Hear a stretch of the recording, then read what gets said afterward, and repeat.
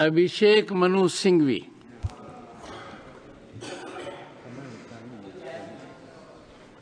माननीय सभापति, माननीय सांसद, जिस बिल के विषय में मैं बोलने जा रहा हूं, उसमें सुधार कम है, संशय ज्यादा है, न्याय कम है, पक्षपात ज्यादा है। संविधान ने जो दिया, यह बिल वह छीनने की कोशिश कर रहा है। इसमें संशोधन कम, साजिश ज्यादा कहनी चाहिए।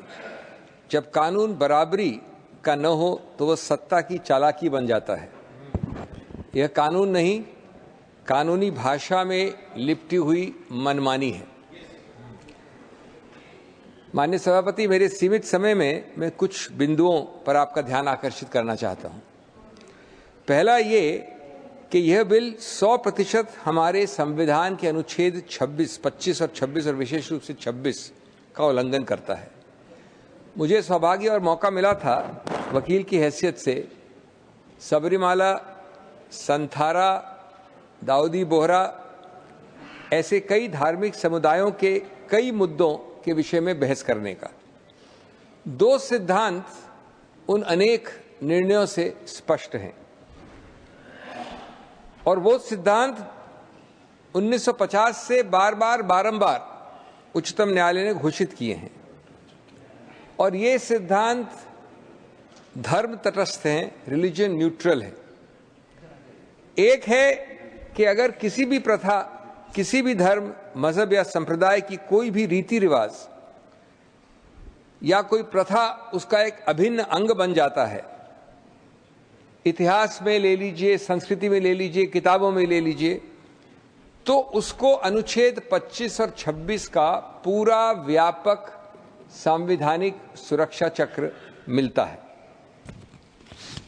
और दूसरा कि यदि ऐसे धर्म, समुदाय या संप्रदाय को अपनी संस्थाओं को स्वचालित करने का अधिकार क्षेत्र बड़े पैमाने में, बड़ी मात्रा में किसी कानून द्वारा घटाया गया तो वह कानून खुद असंवैधानिक करार किया जाएगा। ये इन दो धाराओं, अनुच्छेदों की बड़ी सीधा सबक है। इसके अगणित उच्चतम न्यायालय के उदाहरण हैं। हमारे दशक जो 53-54 के हैं, तब शिरूर मत, रतिलाल गांधी जैसे मशहूर केस थे। अगले दशक 60s में दरगाह कमेटी, तिलकायत गोविंदलाल महाराज जैसे मशहूर केस थे। और इनके दो उदाहरण देना चाहता हूं मैं कोट करके। रतिलाल में उच्चतम न्यायालय ने कहा, quote, a law which takes away the right of administration all together from the religious denomination and vests it in any other or secular authority would amount to violation of the right which is guaranteed under Article 26 of the Constitution, unquote. Tilkayat Govind Lal ji Maharaj का जो दूसरा निर्णय था, उसमें बड़ा लंबा passage है, मैं पूरा तो नहीं करूंगा कोट, लेकिन उसमें कहा है एक जगह, Article 26 brings out the competence of the legislature to make a law in regard to the administration of the property belonging to a religious denomination. So far, so good. अगला वाक्य है, the denomination's right must, however, not be extinguished or destroyed or diminished under the guise of regulating the administration of the property by the denomination. तो अब जरा माननीय सभापति, इन संस्थापित जो 75 वर्ष के संवैधानिक सिद्धांत हैं, उनको इस कानून के संदर्भ में लागू करके देखते हैं किस कसौटी पे निकलते हैं। और इसमें मेरे को दूसरा बिंदु आता है। Sir, I spoke yesterday mostly in English, आज रियायत है कि हिंदी में ज्यादा बोलना है, लेकिन बोलूंगा। Doctor Singhvi, but I hope the translator is working well. यह मेरा दूसरा बिंदु है। बिल के क्लॉज 11 के अंतर्गत 100% मेंबरान, और मुझे बड़ा हास्यास्पद लगा, माननीय नड्डा जी कह रहे थे कुछ और अभी, क्लॉज 11 के अंतर्गत 100% मेंबरान प्रादेशिक वक्फ बोर्ड के ऐसे व्यक्ति होंगे जिनको प्रदेश सरकार नियुक्त नॉमिनेट करेगी। स्वायत्तता, ऑटोनॉमी, अधिकार क्षेत्र कहां बचा? एक इस्लामिक मुस्लिम ऑर्गेनाइजेशन का 100% नुमाइंदे नॉमिनेटेड और 0% चुनावित। क्या अधिकार क्षेत्र बचा इस धर्म और समुदाय को अपने वर्गों को चुनावित करने का? तीसरा, वक्फ बोर्ड में बड़े तरकीब से लिखा गया है न्यूनतम 3 यानी 11 में से 3 मुसलमान होने चाहिए। इसको अगर विपरीत भाषा में पढ़ा जाए तो 8 गैर मुसलमान 11 में से आप नियुक्त कर सकते हैं। लिखा तो खैर विपरीत भाषा में है।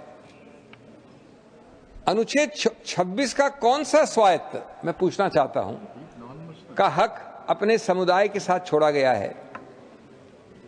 और दूसरा जो एक बॉडी है, संस्था है वक्फ काउंसिल, वहां गनीमत है 22 में से कम 12 मुसलमान होने चाहिए।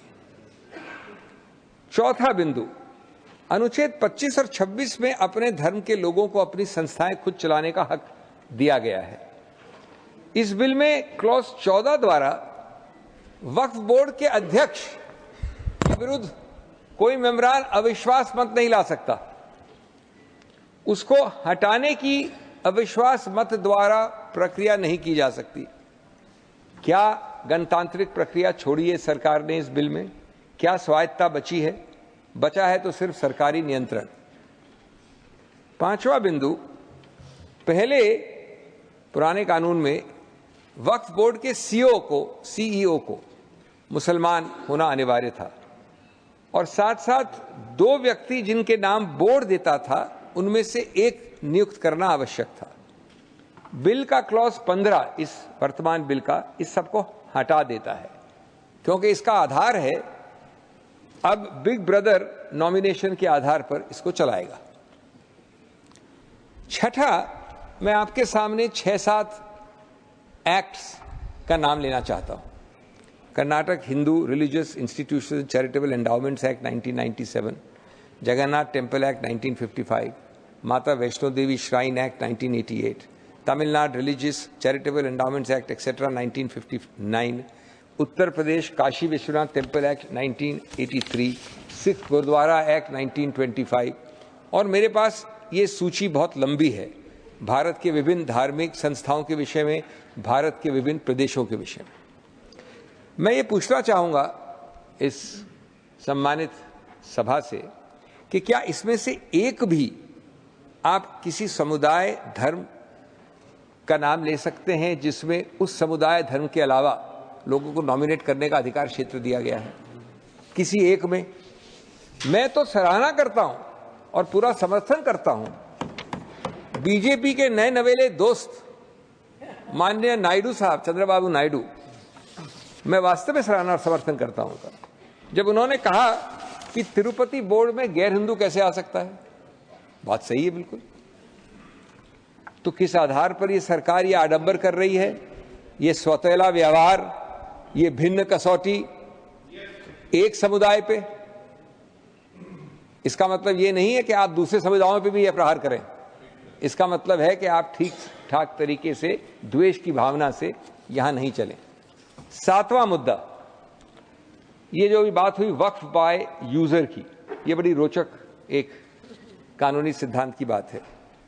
अब सर्वोच्च न्यायालय ने दुर्भाग्यवश इस बिल के निर्माताओं को ये शायद ध्यान नहीं दिया, बार बार कहा और अभी हाल में 2020 में कहा, एक निर्णय आया कि सैकड़ों वर्षों से, कई दशकों से वक्फ बाय यूजर प्रचलित है, एम्बेडेड है, स्थापित है कानून में, धर्म में, प्रैक्टिस में। ये निर्णय आखिरी जो मेरे पास है वो है 2020 का। उसकी 2 लाइन पढ़ लूं मैं। Waqf need not necessarily be an express declaration in every case, the same can reasonably be inferred from the facts and circumstances.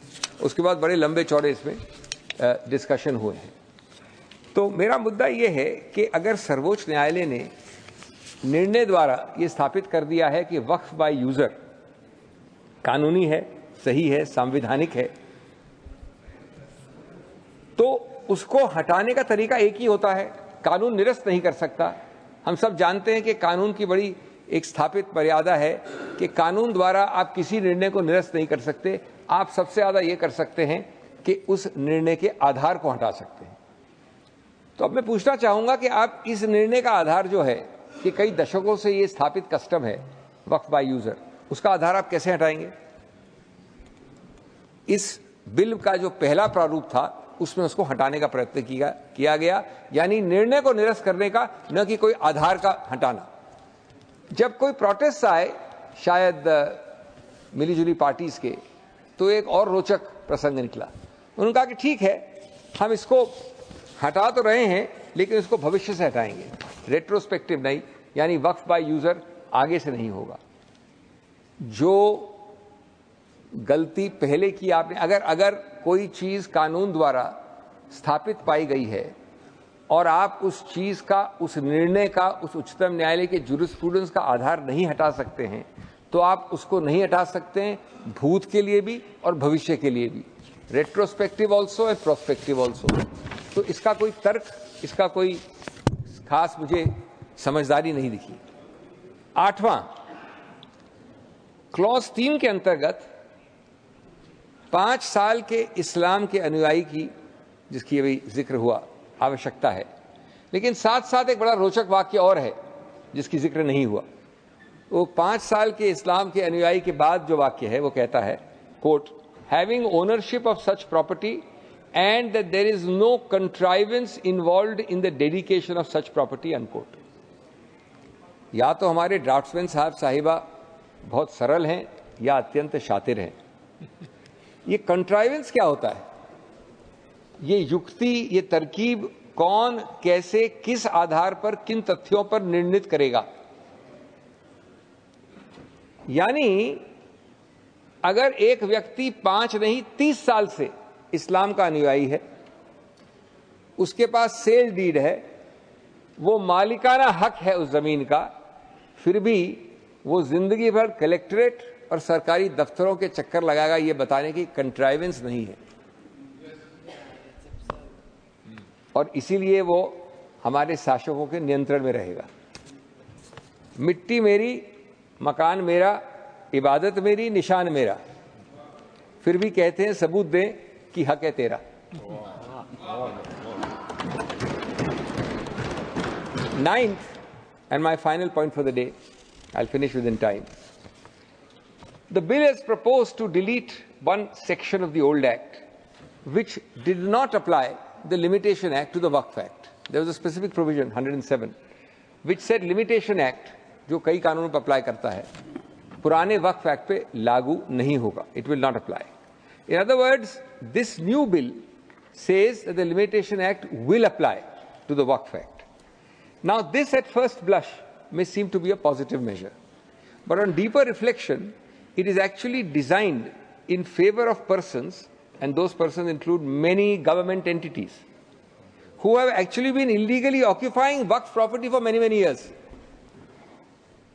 In most of these cases, lack of identification of such properties, lack of resources with those claiming it to be Waqf, lack of sustenance to fight governmental occupants, and absence of going to court means that those who occupy real, genuine Waqf property will be able to claim permanent ownership, as you well know, after 12 years, on the basis of adverse possession.